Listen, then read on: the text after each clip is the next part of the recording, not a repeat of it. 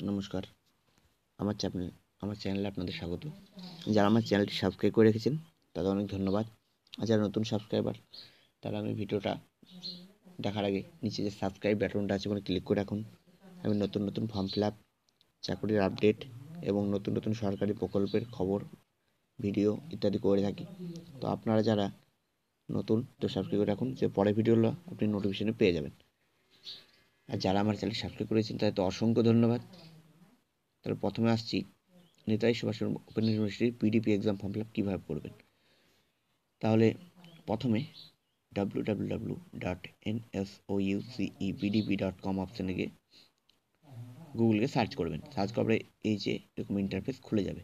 এখানে দেখতে পাচ্ছেন submit exam form for BDP term and examination December 2019 and June 2020 for theory with EMT 16 practical December 2020 and June 2021 for practical 16 practical EMT 16 practical from 25/3/2020 at 1 PM up to 4:59 PM 30/3/2020। 25 তারিখ থেকে 30 তারিখ অবধি চলবে।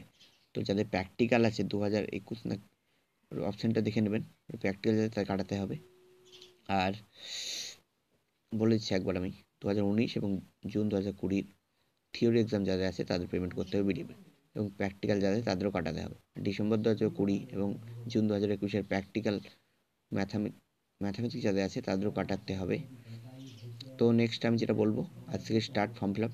তো আমি ডেমোটা দেখিয়ে দিচ্ছি আপনি মোবাইল থেকে কীভাবে করবেন এবং পেমেন্ট কীভাবে করবেন।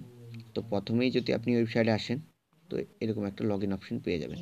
তো কী করবেন, প্রথমে যে সাইন আপ অপশন পেয়ে যাবেন, দেখবেন নিচের দিকে আছে এই যে সাইন আপে আপনি ক্লিক করবেন। ক্লিক করলেই আপনার এরকম একটা ইন্টারফেস খুলে যাবে, দেখিয়ে দিচ্ছি আমি এরকম।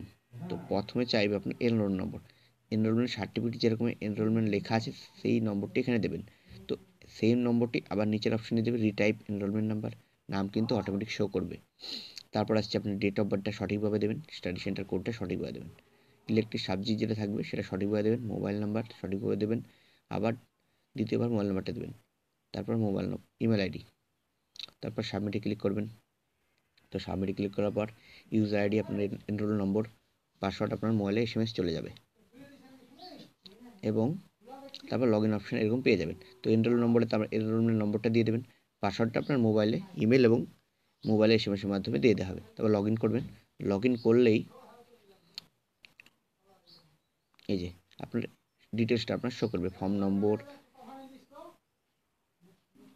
নম্বর, study centre name, enrol number, electric subject, mobile number, subsidiary subject সমস্ত কিছু শো করবে। তো আপনি দেখে নেবেন, ছবিটা দেখে নেবেন সাইডে। তো দেখার পর চলে গেলাম নিচের দিকে। তারপর আপনার শো করবে যেটা সিজন, সাবজেক্ট কোড, পেপার। তো ডেসক্রিপশন, এক্সাম টাইপ সবগুলো দেখে নেবেন। তো আমি যেটা বলি, first year, second year, third year, যাতে কোনো গ্যাপ